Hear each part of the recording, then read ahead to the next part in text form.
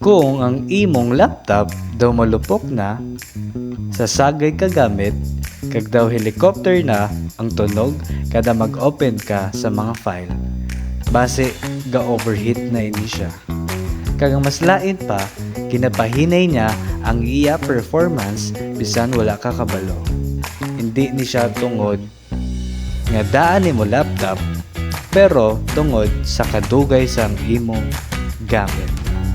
Kadamok sang tawo nagahuna-huna nga kung maghinay na ang laptop, kinahanglan na ini dayon islan sang bag-o. Pero kung tuod-tuoron lang, bisan i7 16GB RAM kag SSD na ang ini nga laptop, pwede ini gahapon mag-lag kag mag-init. Subong, ipakita ko sa inyo kung nga nagainit ang laptop kag kung paano ini matagaan sang solusyon sa mga pamaagi. Una, airflow. Kung ginabutang mo ang laptop sa kama, online, sofa o kunhabol, kakatabunan mo ang iya mga vent. Kinahanglan sang laptop sang libre nga hangin, agud magpabugnaw. Kung natabunan ang vent, hindi makagwa ang init. Gani negatibo ng kainit sa sulod sang laptop. Ikaduha, ang abo.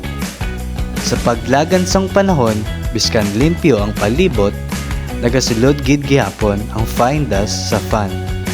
Ini nagapilit sa mga blades kag heatsink. Biskan nagadalagan ng fan, hindi gihapon siya efficient nga mabugnaw.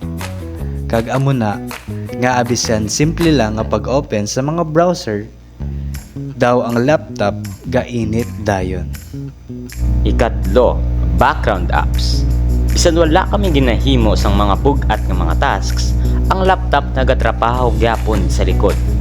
Chrome tabs, Discord, Steam kag Windows updates nagakonsumo ini gihapon sang CPU kag RAM. Kag kung nagatrabaho ang CPU, natural gid nga maga-generate ini sang init. Mas madamo ang apps, mas dako nga init ang iya ginapagawa. Ikaapat, paggamit sang laptop samtang naga-charge. Kung ginagamit mo ang laptop para sa gaming o kung mabugat nga buluhaton samtang naka-charge, mas dako ang konsumo sang kuryente. Tungod sidni, mas nagainit ang laptop. Ini common nga nagakatabo sa mga estudyante ka gamers. Subong, gaan ta ini sang solusyon ang mga ini nga problema. Una naton nga solusyon ang airflow. Dapat gamiton ang laptop sa mga flat nga surfaces pareho sang lamisa. Hindi siya dapat ginabutang sa kama o kon unlan.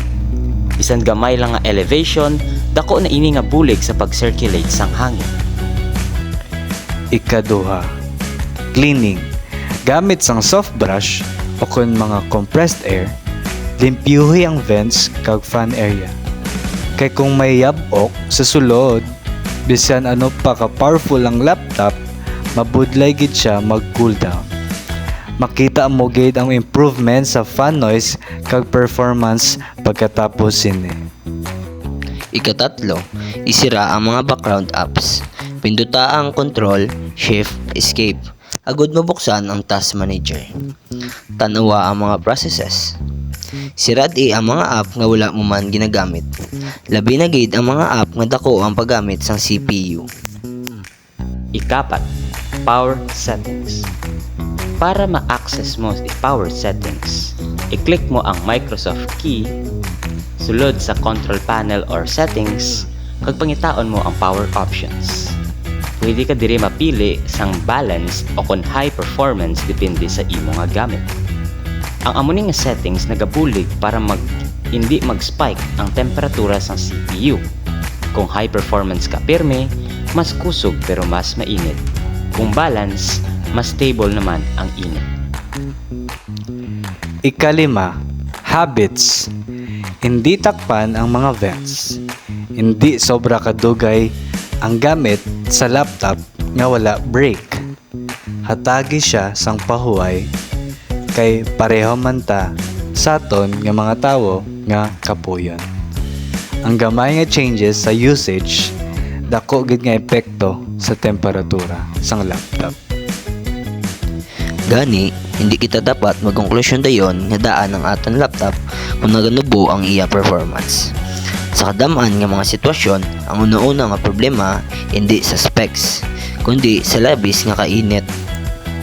Ang maayong balita, mahimo ini nga masolbar pinaagi sa husto nga pag-atipan kag wala sang kinahanglan nga magbakal dayon sa bag-o nga laptop.